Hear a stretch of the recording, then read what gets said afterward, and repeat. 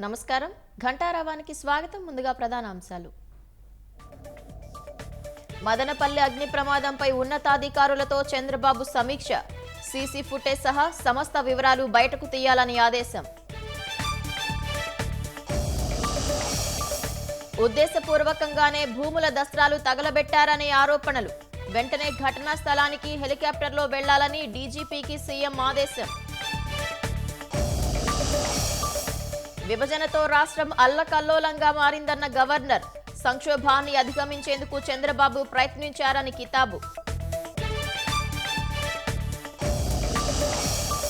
వైకాపా పాలనలో అన్ని రంగాలు నష్టపోయాయన్న గవర్నర్.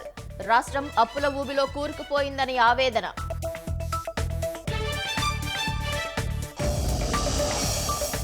సభాపతి అయ్యన్న అధ్యక్షతన బీఏసీ భేటీ. సమావేశానికి వైకాపా గైర్హాజరు.